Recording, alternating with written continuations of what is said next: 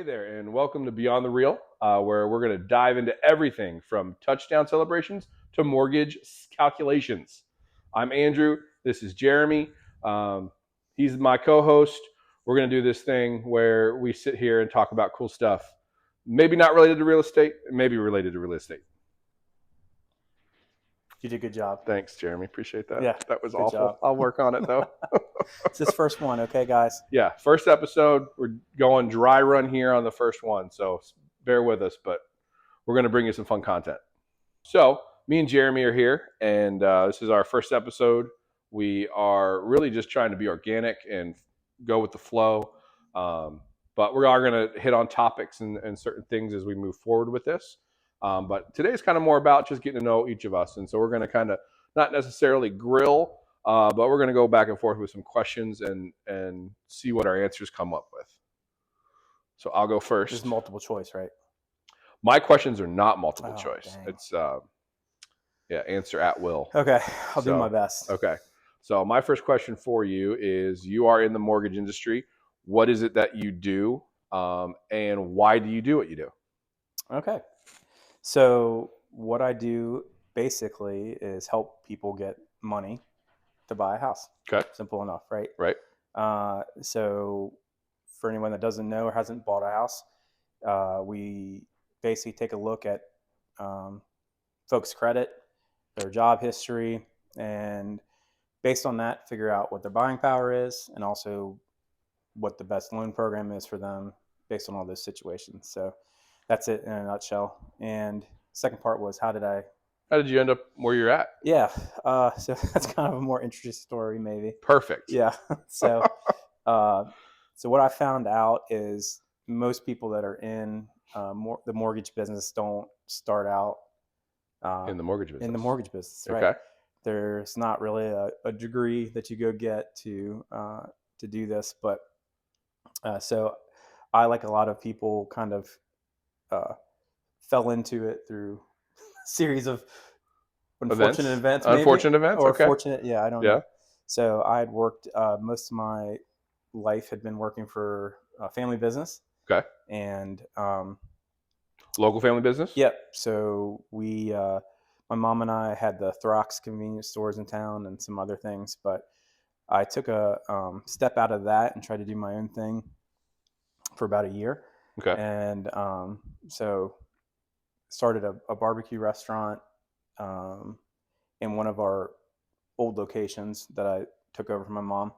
And anyway, I won't get too into details in this one, but missed a couple steps with the county and got to a crossroads where I either had to do a lot of expensive changes or shut down. Okay. And so I decided that I was going to close that down. And so I had a friend who is actually now my boss, who owned a mortgage company. So I was actually considering real estate or mortgage. I had friends in both. Okay. And I'm not sure exactly how I made the decision. I either felt like it was quicker to get licensed, or I don't know what I had the thought why I got drawn to a mortgage, or maybe it was a little more nerdy. I don't know. So, which suits my personality. But I called him up and said, hey, basically, here's where I'm at. I need a job, and I don't know exactly what you do. This is the owner of the company. Yeah. Adam Huddleston. So I work for Integrity Home Mortgage. And I said, but seems like you're doing pretty well, so I'd like to know what you're doing. So funny enough, he's like, well, come in, sit down, we'll talk about it. And I sat kind of like this. He sat across from me, we sat down, he asked me some questions. I don't think I quite knew if it was a job interview or not, but he said, okay, tell you what, go get licensed. I'll pay for that because, it's a couple $100 or whatever to get licensed. It takes, it's about a month if you just like hunker down. Yeah. I think I did it in pretty much record time. It's amazing what you do when you don't have a job, right? Yeah. So, but he said, the job's basically XYZ. Part of it actually is being a sales job, which maybe people don't realize that like real estate, these sales, we're doing sales. Mm-hmm. But anyway, so he's like, you call so many people a day, you do this and that. I was like, well, I think I can do that. And And what year was that? that was 2019. Okay. So and at that point, I don't think I'd quite determined whether I was going to close down the business or not that I had before. So he said, you can do it part time, but suggest that to do it well, you just kind of jump into it. So I closed down my business, did the test, the pre-test, pre-licensing test. Yeah, very similar to real estate. You Yep. have to take a course, take that test and pass it Right. to show that you've learned the information from the course. Yeah. And then you got to actually go take your licensing test. Exactly. So I did that in, I think 2 weeks, maybe. I think you had choices, but anyway, Yeah. it took me about 3 weeks from start to finish taking my test. I was deathly sick when I took my test. I didn't think I was going to pass because this was before COVID, but I feel like I probably had COVID. Before it was a thing. Yeah, that was the kind of sick I was. Just coughing in you go in this test room, right? Like you probably had the same thing where it's like who you are, and I don't know if you got fingerprinted or whatever, but it's very serious. Right? It is. Like, yep. So you don't cheat. And I'm in the same room with all these other people, and I'm hacking and dying. And then I finished pretty like I think before anybody else. I was like, oh man, I totally blew this. Like, so anyway, I walked out, but I passed and showed back up and got started in March 25th of. Ooh, we're getting close to my 5-year anniversary. Yeah. Oh, all right. So, all right. So March 25th, 5 years. Yeah. Okay. So in these last 5 years, what is something that you've learned about the mortgage industry? It is definitely a mix of different skills, I guess I would say. So at one point you have to be a salesperson. Sometimes you have to be a counselor. It's probably a lot like real estate, right? Because we're dealing with people's emotions and their finances. Yeah, you kind of dip your hat into different professions along the way, just to incorporate, get something like a loan. Yeah, and then the other part of it is you're a coordinator, right? So I think of sometimes we're the middleman between the title company, the real estate agent, and all these the appraiser, all these different things that we're helping to coordinate. So you have to definitely be able to work with different unrelated businesses to get this all together to make someone get a house. And then the other thing I learned really early on that I don't think I would have expected when I first started is that it's really rewarding. So you're helping people with one of the biggest purchases of their life, but not just that, you're providing something that they're building wealth with, stability. Sometimes it's helping them get out of a bad situation, right? Or into a new step in their life. Yeah. And sometimes it's just filling a goal or a dream that they had that they might not have thought that they could have accomplished before. Right. So yeah, that's cool. And then again, there's a lot of correlation with real estate, and the fact that obviously we require you to help our clients get pre-approved, get a mortgage, be able to purchase a new home, and drive that dream that they're looking for. Right. What's something, now that you've been doing this for 5 years, what is something that because of your job you've been able to do in its ripple effect that it's had on your life? You mean like something personally, professionally? Either or, yeah. Something that now that you're in that system, you're in that cog. Right. How has that affected your life as a whole? Well, I think one part of it is when you're not in the either in the associated businesses that are in this industry, or if you're not like a real estate investor, I kind of realized that I didn't pay attention to anything about real estate before that. So, and what I'm saying is I didn't realize that there is a community that you're become part of. That's pretty cool. So I think for me personally, that's changed a lot for me is the friendships that I've made, Mm-hmm. and because of being part of that community, there's some camaraderie um, that I just didn't have before. I was in retail most of my life, Okay. and you're working with customers, but you're getting to know people kind of very transactionally and Mm-hmm. over time. But I think that I made a lot of deep relationships with people because like when we work on a transaction together, we're talking on the phone, Yep. we're problem solving, and And our jobs are very dependent on making sure that the client has a successful transaction. right. So that's where it's like we're working together, but there's another person that we're working for, and if we don't do our jobs, then that person comes through with a really Yeah, poor experience, experience. Yeah. or sometimes they can, we can. Not that I don't think I've done this, but there's money involved that can be lost. Mm-hmm. So there's very real consequences of doing our job poorly. But yeah, that's where I would say that it's just kind of that social friendship, community aspect, and I guess even community in the sense that you're helping to build your community. Mm-hmm. You're creating homeowners. You're people that are coming in from out of state that you are also. Uh, you're the only people they know, right? Yeah. They know the agent, they know you, and they might know maybe their insurance guy. I don't know. Mm-hmm. Those first three people you meet, right?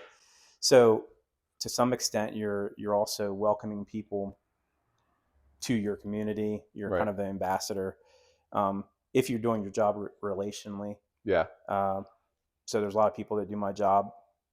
I don't want to name the companies that, Nope. but they're you're a transaction, and you're not getting well, one, they're not local, Yeah. they're Right. not here, and so they're just they're going through the motions. And so anyway, I get to be part of actually welcoming people to the northern Shenandoah Valley. Right. So Yeah, that's cool. Great. The a couple more questions for you. Off of the employment, we'll divert a little bit. yeah. So, first question is, if you could be a superhero, what superhero would you be? Okay, so I mean I've always wanted to be an Incredible Hulk. Okay. Perfect. Yeah. Good answer. Yeah. So, and the reason specifically I don't know if you're familiar with Hulk, but there's Very familiar with Hulk. okay. Yes. So the In my top 5. the melded Bruce Banner Hulk body, Bruce Banner brain is Yeah. my favorite Hulk. So Right? so would you say that Smart Hulk would be actually yours, like in the Yeah. Marvel MCU, where like Smart Hulk. he is the brain of Banner and Right. the body of Hulk. Yeah. Combination of the two. Yeah. Yeah. Okay. Yeah. It's good. I mean, I agree with you 100%. I think that is the best Hulk Yes. of all of them, because there's multiple versions. Oh yeah. If you're like into comics and stuff like that. So I do like that answer. Next question. These are kind of rapid fire. Book or podcast besides this one that you would recommend to anybody? Oh, besides this one. Yeah. Oh, Well, of course we're going to recommend this one. yeah. I mean, right, of course. but outside, things that you've been listening to lately, or a book you've read, something that So that you found that's helped you in some way. So I guess it's a book because it's on Audible. I assume it's a book. I don't know. Usually anything on Audible is actually a physical Yeah. book you're not choosing to read. Right. Yeah.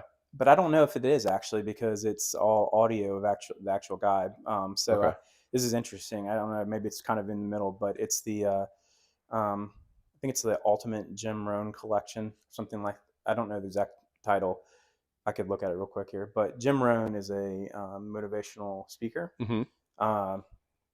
And he was actually Tony Robbins' mentor. Okay. So, but I've been listening to that recently, and it's so there's a bunch of mindset things, and that's what I'm into right now. I think it's one of those things where I like to share snippets with people and have discussions about it. So his whole thing is about a philosophy of life, but that's I should get the actual title here. Hold on, let me figure this out. Yeah, find it. Look for it, because I want to. And that's RONE. So the Ultimate Jim Rohn Library, ROHN. It's on ROHN. Okay. Yep, it's on Audible. Okay. and it's basically a curated sample of a lot of his seminars. So that's what I'd recommend right now. Very cool. Cool. And my last quick fire question for you: if you could sit down and have lunch or coffee with one person from history or from now, who would it be? Oh man. Man,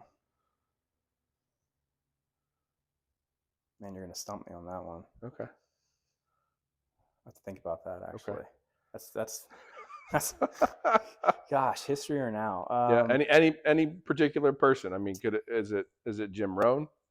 I You'd mean, listen to he's his. dead, yeah. So, Yeah. but So yeah, bring him back to life. Go bring him have back to coffee with. life. Probably so, because I find it. I would love to have.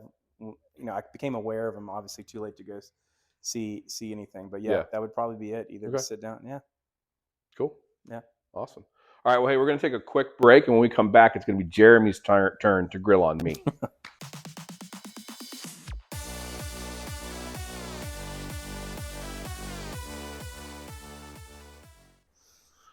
All right, guys, we're back.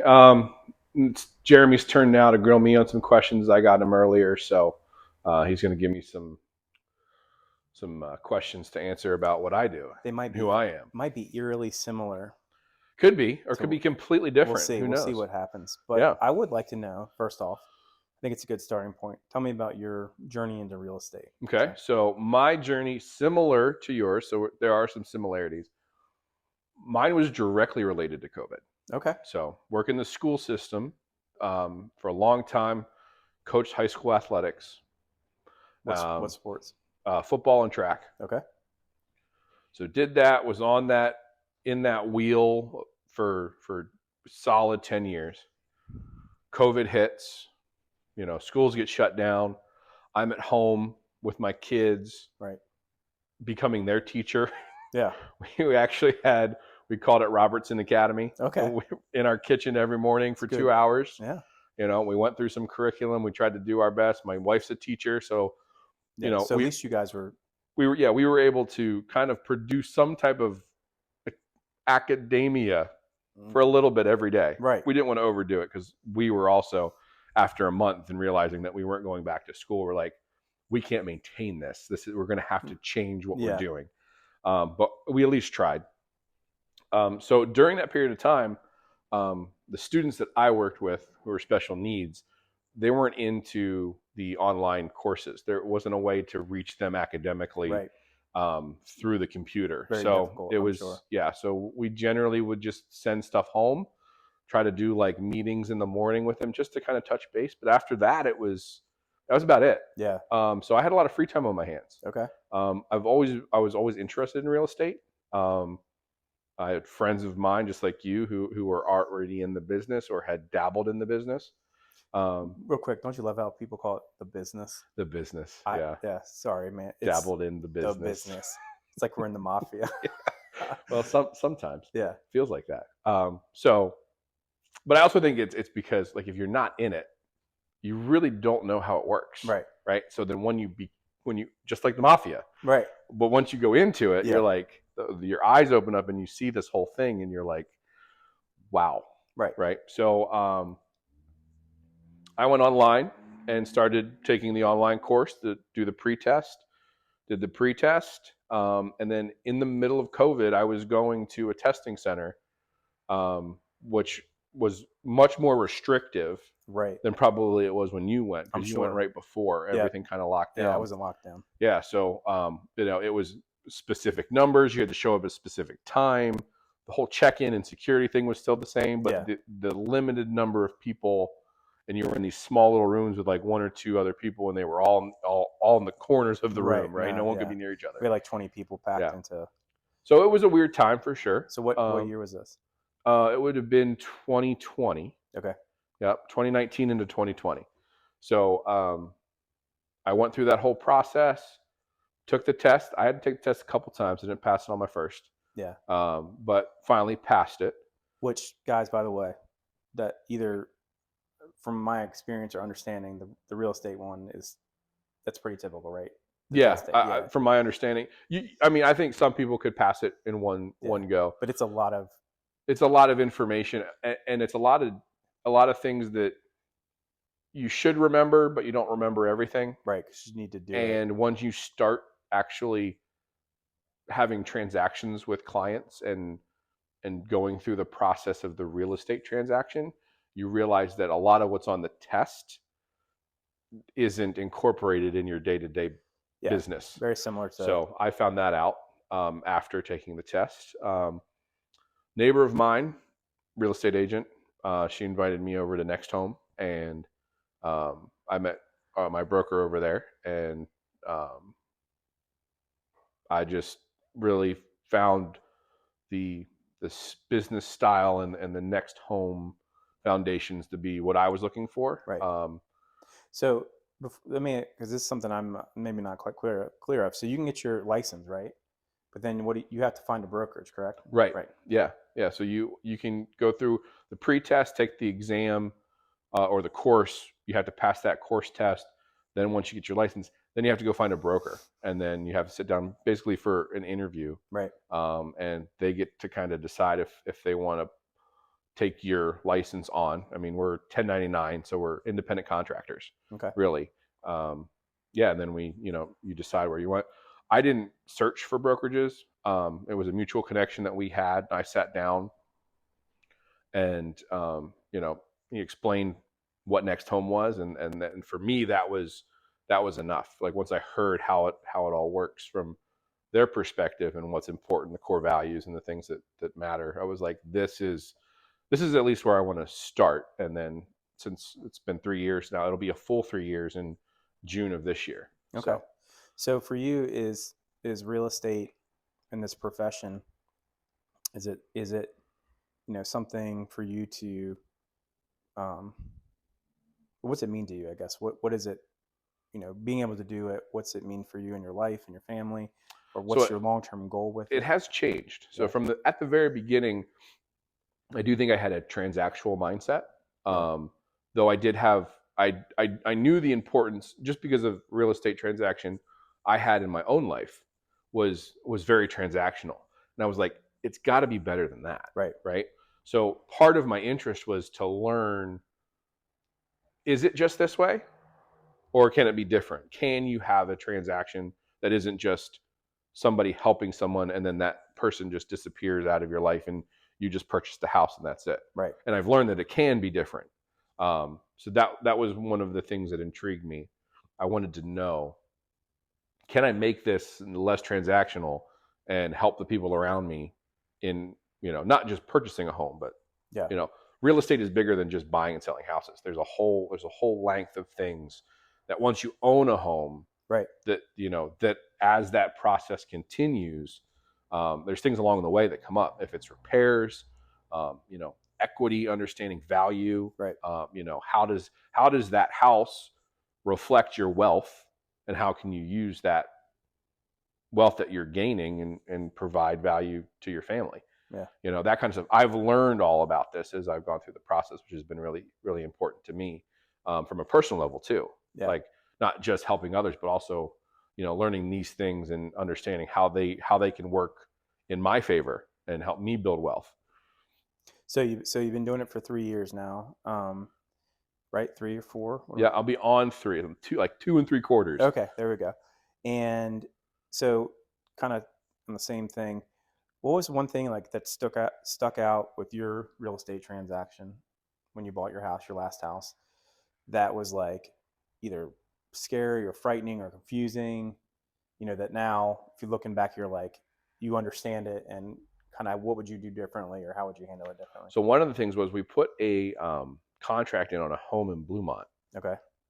And in inspection, it came back, and I believe, if I remember correctly, we were using a USDA, so it was 0 down. Like, we were just newly married. We're working as teachers, so like our income is okay, not great, but okay. And we didn't have any savings, so we were coming in at the bottom. But we put a contract in on a house in Bluemont. It was a fixer-upper. I mean, there was a lot. I mean, it had wood paneling from 1970s Nice. all throughout it was a split level. It's gonna eventually come back into style. Right. There's lots of things you can do by painting things white. Right. Right. Just paint stuff white. All of a sudden it's back into It's realtor pro tip number 1. realtor pro tip. You have an old house, just paint everything Right. white. It just becomes brand new and everybody loves it. There right? you go. Yeah. So we went through a home inspection, and in that process, we weren't there. We weren't going through anything. The realtor was, giving us information, and but we weren't involved necessarily. So we were kind of on the outside, Right. just waiting for an email or a phone call or whatever. And during the inspection, they found what they thought was mold Okay. in the basement. The USDA loan was like, no, Right. this isn't happening. So it just fell apart. What we later found out that it was not mold. Right. It was lint from the dryer vent. Big difference. That had gotten stuck in the baseboards in the crawl space. Yeah. So it's like, yeah. So, now I also think things happen for a reason. Right. The house that we're currently living in was the house that we purchased. Yeah. There wasn't a transaction in between. So we've been living there since 2010, not 2003. Yeah. It's okay. I graduated college in 2003. So 2010, I had to go back. I think I'm older than Andrew, but I don't know anymore. You are. You All absolutely right. are. Oh, not by much. Absolutely. Not by much. 2010, we purchased our current home. And it was the second house we looked at. Okay. So we had looked at Bluemont. We were at the time living over in Sterling. So we were kind of moving farther west in our quest for a house. Yeah. Right. So then the next house we found was this one that we're currently living in now. Okay. Which everything went smooth. So back to like the mold thing, you as an agent now. So I assume that came out on home inspection, right? Mm-hmm. Which home inspectors are really good at a lot of things, but they are not certified mold inspectors. Some of them can be. Yeah. But there's special tests you have to do for that, right? Yeah. So yeah, and what I know now versus not knowing anything back then, this was in 2009, just as a home buyer with no experience and having trust in somebody who is the professional, I would have definitely, before anything else, had it tested. Right. And had someone come in and go through that process before anything else was decided. And we didn't know. We were just kind of given, this mold that the loan's not going to go through. We should probably look for a different house. Right. Where there is options. There is the ability to go through a course of action to provide, some more information. Right. And they would have tested them and been like, this isn't mold. This is just old lint from the dryer. You might want to have the dryer vent looked at and fixed. Yeah. Like that's where we were. I think it was a situation where we went from, this could possibly be our dream house, fixer upper. We could do what we want with it over time. It's livable, but there were definitely some things that needed to be done to it. We can't buy the house. We have to find another home. Cursed with mold. Yeah. And then we find out later that it wasn't mold. It was just dryer lint. And it's big, like I said, big difference. Yeah. So it was disappointing. We do love the house that we live in now. And the agent that we transacted with, he's still an agent now. He's still reputable, and he has plenty of transactions and clients. Right. It was just our experience. I was like, I wanted more out of it. Yeah. After going through the whole thing, it was like, is that all this is? Because I could do that. Yeah. At least I thought then. Right. Right. I could do that. Right. You don't do anything. If this is all it is, this is nothing. Like, so what do you think? Because I think a lot of people that think about probably both our jobs think that, I probably punch a couple buttons and here's the money, and you put somebody on a search and here's a house, right? Right. But what do you think is one of the harder things that you have to do that probably most people don't know about, or clients maybe something that we intentionally don't talk to our clients about? Yeah. I would say it's the transaction itself. So when you have a client and you're going through the process of even starting with the pre-approval process, right? Like getting them to understand that before anything else, your finances have to be in order. We have to know exactly what you can afford. If you're not a cash buyer who's just coming in, dropping a suitcase full of money on the table and I've saying, never, "I'm buying this property," yeah, right? I'd like to see that sometime. Which again, that is far and few between, Right. right? So generally, it's the process of, you know, is getting to that point where you can offer. Once you get to that offer and someone accepts that offer that you've worked to put together, it's that whole transaction piece, Okay. everything that goes on after that. And I would agree with you. I don't think as agents we do a very good job of explaining to the client exactly what we're doing throughout that whole process, right? And that is where I think that we get lost in translation, where the client doesn't know what we do because we're not telling them or we're not showing them, right? And I think that's one thing that I've tried to work to do better of, because I've had an experience where that wasn't done with me, and I wish it was. So providing that more often, Right. you know, not just the steps of like, okay, well, now we're under contract, now we have contingencies, inspections, and once we get through contingencies, then we're going to move through to, you know, we're going to all we need now is, you know, title and clear to close and Right. underwriting to come back and Which, all that good stuff. What does all that mean, right? Right. You know, and you explain some of it, but you don't explain all of it because you might feel like I don't want to overwhelm them with information. Yeah. But I also do feel like I want you to know. Right. As an educator, like I feel like as I'm learning, I want you to learn too. Yeah. So that this transaction isn't just, oh, I bought a house. You know, it's like I purchased a home. We went through inspection. These are the items that came through. You know, we had the buyers take care of these things. We agreed to take care of the other things. You know, there was no insects and we were fine. There's no termites. It's all good. You know, that whole process through all the contingencies. You know, if there's well and septic, add that to the list. You know, and step by step, we're going through that and ensuring that, you know, not just our client, but also the transaction as a whole, because there's two sides to the story, Right. that everybody is in lockstep and we're in agreement as we're moving forward. And making sure that two different parties come out at the end happy takes a lot of work. Yeah. All right. So we're going to pivot now. Okay. I'm going to ask you the same question because I thought it was a great question. Okay. Superhero question. Okay. You could be a superhero. If I could be a superhero, I think I would be Thor. Thor. Yeah. Oh, interesting. Yeah. I'm you know, Yeah. I just like. Do you have any Norwegian? I could. Yeah. I very well could. I mean, I've got the beard and the hair to go along with it. I know I've definitely got some Scottish in me. Yeah. That's a very large portion of my genetic background. So it's not too far. You know, have a little Viking maybe. Who knows? Yeah. But I mean, Chris Hemsworth from acting as Thor in the MCU, I love that arc of all of his movies.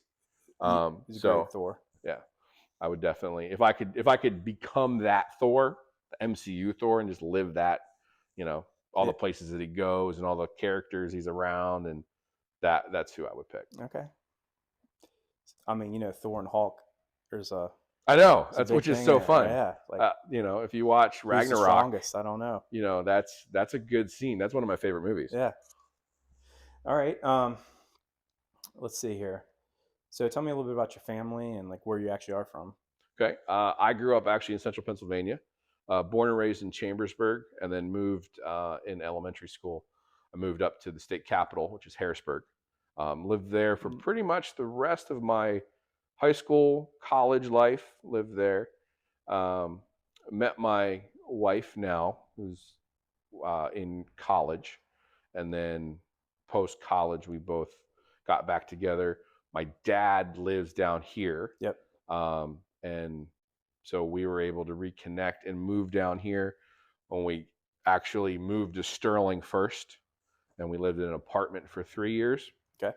Before deciding to go through the purchase process and buy our house in Berryville. And now Berryville. So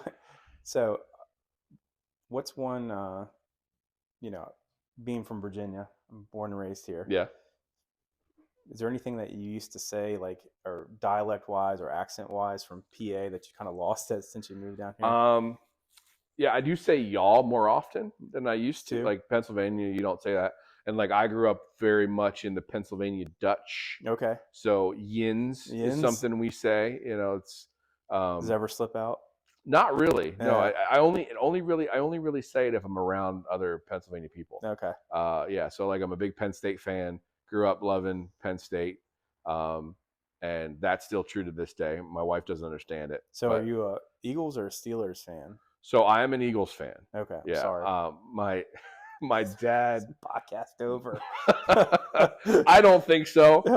Oh, Yeah, I'm an Eagles fan. You can thank Andy Reid for that. well, I respect I Andy was Reid. I was never a NFL guy until Andy Reid was the head coach and of the Eagles. Donovan McNabb was the quarterback. Deuce Staley was the running back. Yeah. Well, I mean, you guys won a lot. Yeah, there was a lot of good. I mean, and didn't make we it all didn't- the way. But no, and there was some crazy times, especially at the end. Yeah. The TO situation there, and then Yeah. Andy left for Kansas City, and now he's off. You know, but we did win a Super Bowl after he left. We've had some success. You guys still root for Andy Reid, though. It's I a pretty do. good story. Yeah. I didn't play football. No. No. Did you play any sports at all? So not in high school actually. Okay. No, I was kind of a dork. Okay. But Dungeons and Dragons. Yeah, actually, Halo. all the Lots above. of Halo. See, I was still into all that stuff. Well, so Halo was Halo didn't exist when I was in high school. Okay. Yeah. As I was leaving high school, like towards the end, Yeah. it was becoming a thing. Xbox was new. Yeah, we had Xbox in college. But, definitely some Dungeons and Dragons. Yeah. Okay. Yeah. But I played rugby for a little bit in college. Okay. So, and then working out, lifting. It's been my pastime since. Okay. Where do you tend to hang out when you're ripping and gripping the iron? So currently, right now, I work out at Vintage Iron in Okay. Winchester All right. because it's near my house. Gotcha. It's actually funny enough. Talk about full circle. The very first gym I ever went to when I was started working out when I was 12 or 13, pretty early. I was an overweight kid, so I started lifting to combat that. But Yeah, it was in the gym I went to is called Nautilus for anybody that's been around Winchester for a long time. It's in Delco Plaza, and it's been multiple different gyms, but that's where I'm currently working out. So it was the same gym you started at, Yeah, but but just it's different name. different names. So yeah, like 30 years later, really haven't gotten very far. But it's nice being there. But I'm gonna throw out a plug here for one of my good buddies. Yeah, sure. The other Absolutely. place that That's what we're here for. love is called Fast, and that's James Frisbee, and he's over in the old where it used to be Gold's Gym. Yeah. So Off of Berryville Pike. yeah. So I probably would say that at times if I'm doing any type of like personal training or taking my kids anywhere to get trained, because that's what he specializes in. Okay. It'd be his place, but he'll probably kill me. But for convenience right now, unfortunately, I'm just trying to get in the habit again. So Yeah. Yeah. Okay. All right. Cool. So what do you do when you're not slinging real estate? Oh, well, that's hard because I am always doing that. Right. But I do enjoy golf. Yeah. We've both learned we both enjoy swinging the clubs a little bit. Yeah. So in any free time that I do have, from a family perspective, we're really big on vacations and doing things like experiencing things. So like we're not just going to the shore for a couple days and then coming home. Yeah. It's usually a planned out. We're going to a location and we're going to do a weekish period of time. Nice. 7-10 days maybe. And we're going to go experience a place that we've never been before. Yeah. So that's something that I actually feel like real estate has afforded me the Right. ability to do that. Yeah. If I was on a teacher's salary, I wouldn't be able to just go do that. Yeah.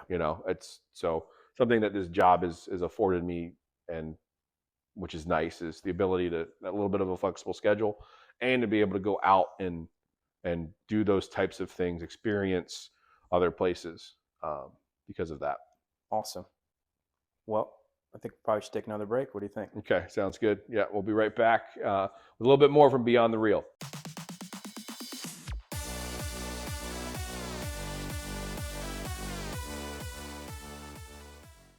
All right, welcome back, guys. So the last topic of the day, something that we're both interested in is golfing. So we thought we'd touch on that a little bit. We actually played in a tournament last fall. Yeah. For the first time. I don't remember much of it though. It was a good time. It was a good time. We had a nice, cool little foursome. Love to get back out and do that again for sure. Yeah. We were at, what was the course? Shenandoah, right? Yeah. Yep. That's one of my favorite courses in the area. Okay. So I'm not a very good golfer. So anywhere I can find that doesn't have a lot of water or places to lose my ball. Yeah. It's pretty good. Wide fairways is always good. Yeah. And they did have those. Yeah. Which was nice. So one thing I was surprised about, because I'd never played with Andrew, this man can hit the ball a freaking mile. Yeah. I've been playing golf, not in any competitive fashion, but I've been playing golf for a long time. I mean, I think I started going to the range with my dad and my brother when I was in elementary school. Oh, yeah. You know, so yeah, I've played, here and there, and but I love going to the range, and I do like as a coach, like I want to know like what makes the swing a swing. How do you make it right? Bigger, better, faster. So I do get on YouTube. What was the one guy that you were telling me about? Yeah, Speed Golf Rob. Speed Golf Rob. This crazy Irishman screaming at the world. So I love looking up that stuff. Like going and finding people on YouTube, even legitimate golf instructors, and like just sitting there and taking in all their knowledge of the swing, and then trying to go to the range. And do you have any funny golf stories? Like, can you think of anything that's really funny that's happened? When I was in high school, I was in a my dad played in a league, so they'd meet every week. Right. They were in between two different courses. Okay. And then so me and my brother met my dad when we just kind of joined in on their group. Well, my dad's buddy, my brother was driving the cart down the hill, and they were going way too fast, and he went and turned it, and they just the whole cart just tumbled over. Yeah. It was insane. So that's probably one of the craziest things I've ever seen on a golf course. Get hurt? A little bit. I mean, it was a golf cart rolling down the hill. Like it rolled multiple times. Yeah. Yeah. I had a similar one that wasn't in high school. That was me personally. So I was playing at one of these, best ball events, and there was a lot of drinking, and I was backing. That generally seems to be the thing that leads to these problems. I was driving backwards, and then I went to turn turn and then go this way, right? And because of the slope of the hill, it just flipped, went backwards. Yeah. And so like I've never done anything like that. So I'm on the side, I jump out, and the guy that I was playing with, who's actually also in real estate, Kevin Wirtz, was there. Just Kevin Wirtz, dying laughing. Quality title. Yeah, he didn't. Right. Yeah. Didn't come check on to see if it was okay. He's just down there like dying. And I jumped out, and like actually I flipped the cart back over. At the same time, the marshal was coming over the way there. So, anyway, we didn't get kicked out. It was good. I didn't get hurt. That's the key. Yeah. And everybody's still friends. But yeah, that's good. That's good. Yeah. So, mine wasn't local. Yours was obviously at a local course, right? Which is not good, right? Because but we all know those things go on sometimes, especially at those bigger events. Where. Any ever had a hole in one? No, never have had a hole in one.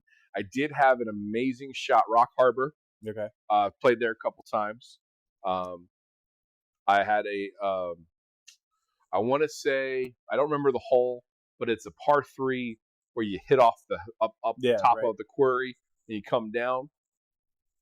I had a really poor tee shot, so I was off to the right up, and it's in the the green's kind of down in a gully. Yeah. So I was up on the hill, little chip shot off of the hill, hit on the fringe and rolled right. I mean, So close. I had a tap in. I had a gimme for sure. Yeah. Probably one of the best golf shots I've ever had. But Rock Harbor is one of the local courses that I was there with 2 other guys. So Okay. yeah, All right. there was some witnesses to my shot. There you Yeah. go. That round as a whole was not very good for me. Right. But that was actually very recent too. That was this past summer. So I think you're like me, but I have a couple of things I like to do when I'm so I always have a cigar. Okay. When I'm out there, and I Intricacies of our game. Yeah. And music or no music? I do enjoy music. Yeah.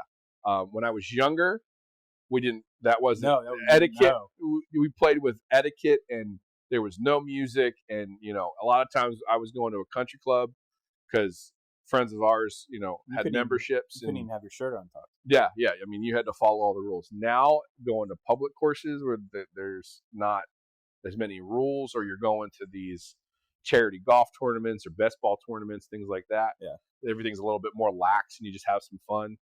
I play better that way too, because you're not so tight. So yeah, music for sure. What kind of music? I'm a little bit more. I enjoy the laid back versus kind of like the uppity, uptight, or intense type of music. So I could do anything from like any music from the 70s to like country from 1970 to now. Got it. That would be kind of my genres. Yeah, I either go classic rock or like 2000s hip hop. Okay. See, the 2000 hip hop doesn't mesh like with 90s. my golf game. Oh yeah, well. So that for me, that's I get it, and it's all good music. That's for me. It's like I got to be in the right mood. I've got a couple beers, some I say good music. That's up for interpretation, right? I have another friend who's also an agent who he prefers like it's either Christian worship music, which is great, sure, or death metal, and I'm like, that's a great yin yang. And I'm like I cannot listen to hardcore. Put those on shuffle. Sure. Put 2 of those playlists together and then just shuffle them up. The angry metal does not mesh with my game either. No, I can't do that. Something's got to keep me like focused. Yeah. Right. And 90s hip hop. I don't know. Well, I mean, maybe that's not exactly the right. It's hard to describe. It's whatever I could do like. It's whatever I was listening 90s to. alt rock. It's whatever I was listening to when I was in college, which would have been 98 to 2003. Yeah. Whatever we were playing. So it was basically the Super Bowl halftime show.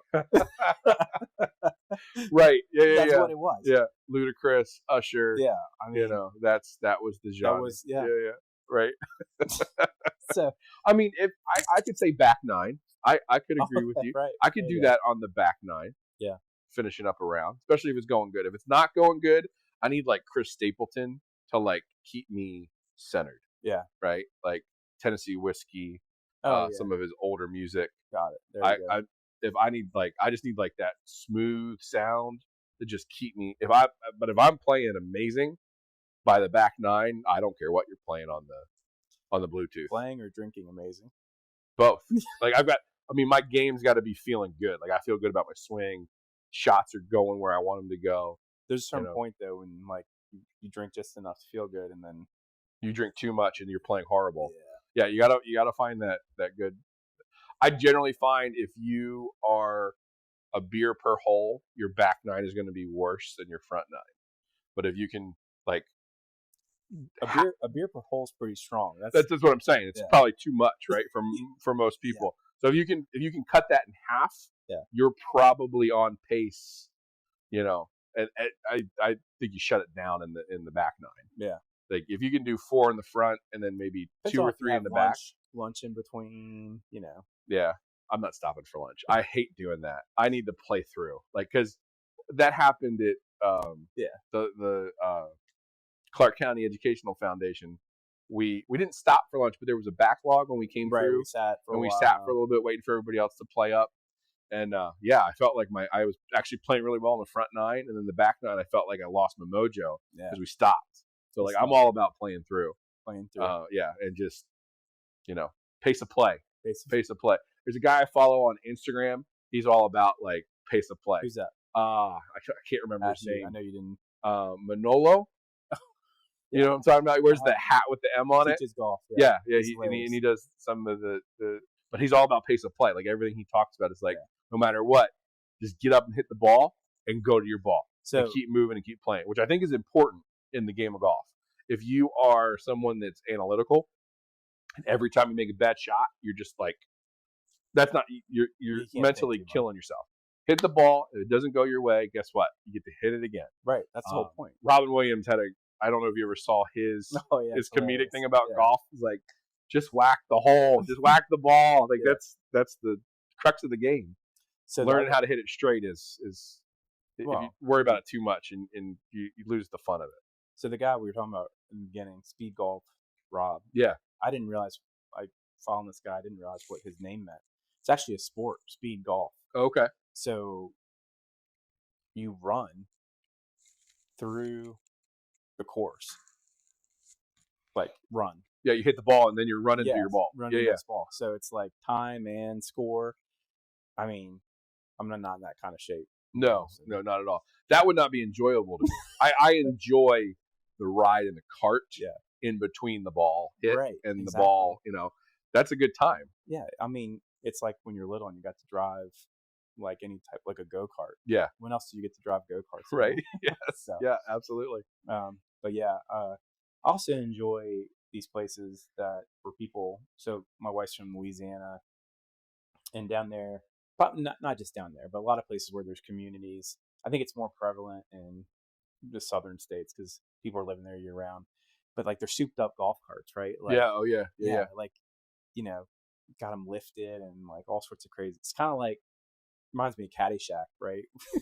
Yeah. But now it's like okay, right? You can have these crazy golf carts, and it's just a better sport now. Yeah. Yeah. So. And I do farther south you go, bigger communities. Yeah. Those the you just drive them all around in golf Yeah. carts. Yeah, I saw the other day something on Instagram. There's a massive community. I think it's in Texas, but the school is in the community. Oh wow! So like it's a just massive, You huge dropping community. the kid off school, and But they have a golf cart line. Kids get dropped off in the golf carts, and they're all like all these golf carts, not just like your run of the mill, right? They've got the wheels, spinners, chromed out, right? Like speaker systems in them. Because they literally use them to drive throughout the white guys. Yeah. Yeah. Yep. Oh well. All right, man. Hey, that's episode 1 in the books. I think we did a pretty good job for it. So looking forward to doing more. If you like what you see here, subscribe to our podcast and subscribe to our YouTube channel. And we'll be bringing more content to you. In the future, too, we're going to bring a third person in. We'd love to interview some people locally who are doing things in our communities and bringing positive vibes. So we're going to start introducing that as well. But I think for first episode. Yeah. We might need a bigger couch if there's a third person here. Yeah, we're going to have to figure that out. We get a little tight. Yeah. I don't think there's enough room here for a third person. I mean, we might have to expand our. Yeah, we'll see. We'll see what we're going to do. But anyways, you guys have a good one. We'll see you on the next episode.